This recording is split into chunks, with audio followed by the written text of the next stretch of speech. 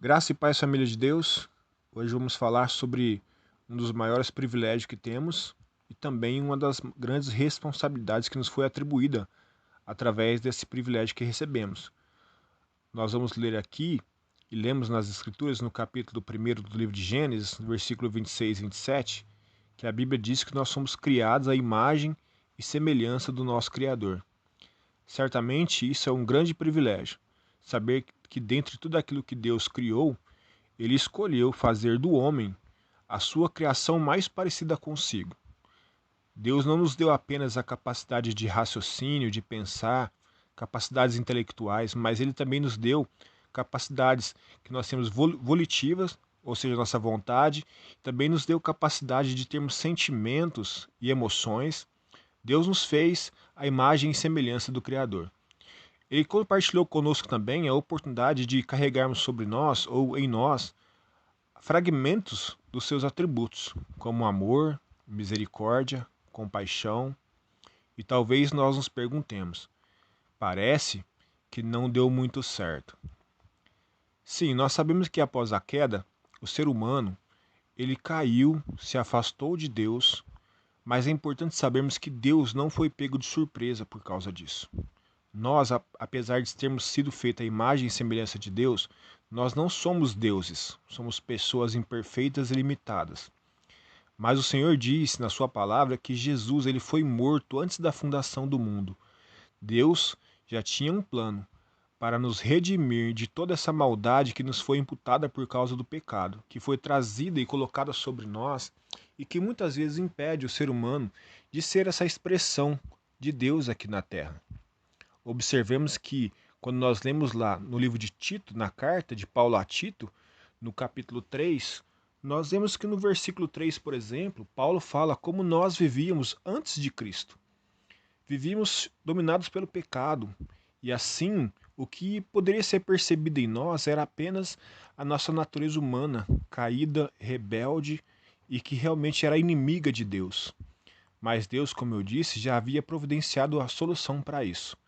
Então, Paulo continua dizendo que Deus resolveu nos salvar, não porque éramos bonzinhos, mas ele escolheu nos salvar através daquilo que Jesus fez na cruz. Então, deu início a um processo de regeneração, descrito no versículo 5, onde o Espírito Santo nos lava e nos purifica de todo o pecado, de toda a iniquidade, descrita no versículo 3. E quando nós lemos para isso, é motivo de nos alegrarmos e saber que Deus não nos criou e nos deixou abandonado nesse mundo.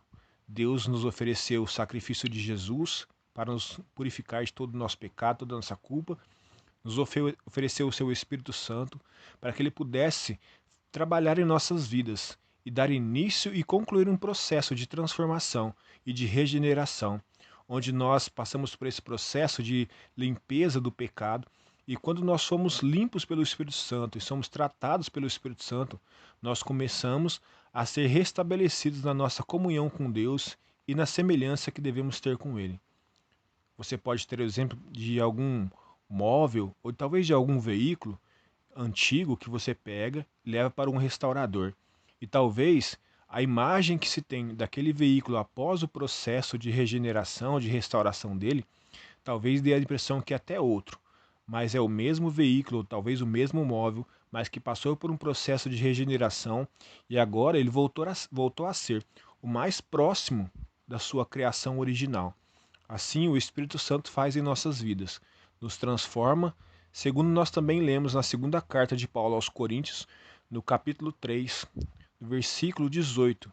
No capítulo, Paulo fala sobre a importância de nós e o privilégio que nós temos de agora, por causa de Jesus, nós não precisamos mais ter medo de contemplar a glória de Deus, porque a Bíblia diz que o véu foi tirado e agora nós, como diz no versículo 18, nós contemplamos a glória de Deus e somos transformados por causa dessa comunhão, por causa desse acesso à presença gloriosa de Deus, somos transformados pelo Espírito Santo.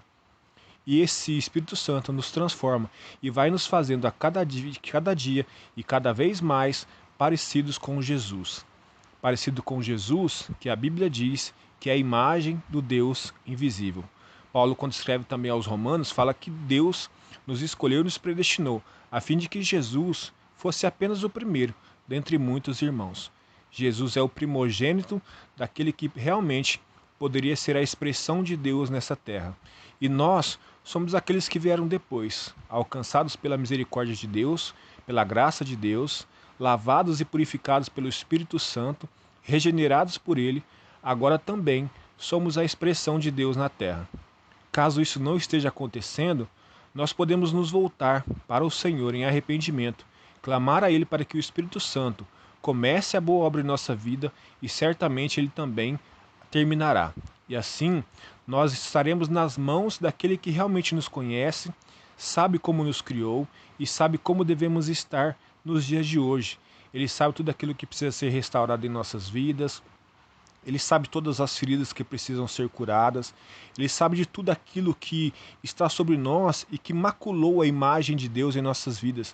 E Ele sabe exatamente como Ele deseja que sejamos. E Ele, pelo Teu Espírito, Ele trabalha em nossas vidas e quer nos fazer também seus filhos. E é que assim possamos ser também pessoas que dão sinais da existência de Deus no exercício de uma vida plena em Deus, um exercício de uma vida em comunhão com Deus, demonstrando os atributos de Deus, como eu disse, graça, misericórdia, perdão, santidade.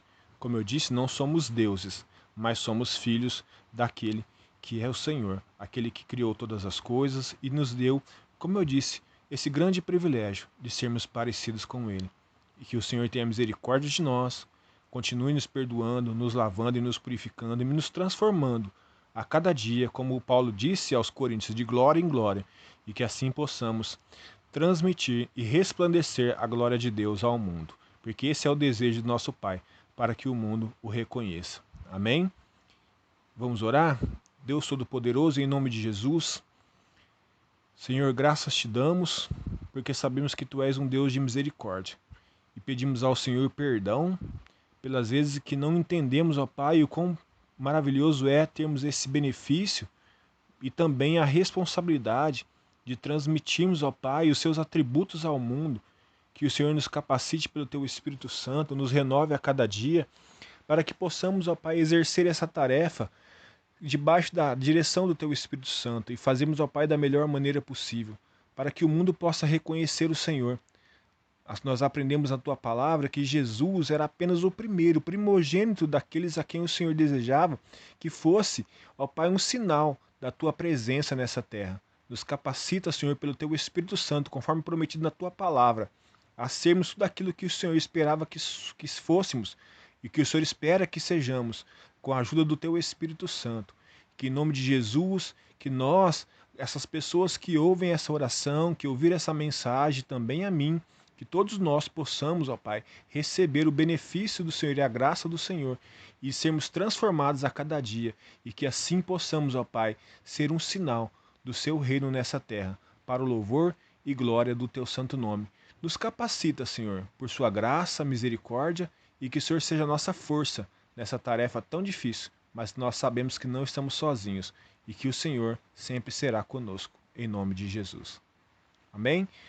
Deus abençoe a sua vida, Deus abençoe o seu lar e a sua família, e que todos nós possamos ser esses filhos amados que se parecem com o nosso Pai, se parecem com o nosso Criador, e que as pessoas, ao olhar para nós, possam ver o brilho da glória de Deus em nossas vidas, que a nossa natureza humana seja ofuscada pelo brilho da presença de Deus em nós, e que o mundo, ao olhar para nós, possa perceber cada vez mais Deus e menos a nossa natureza. Amém? Deus abençoe em nome de Jesus.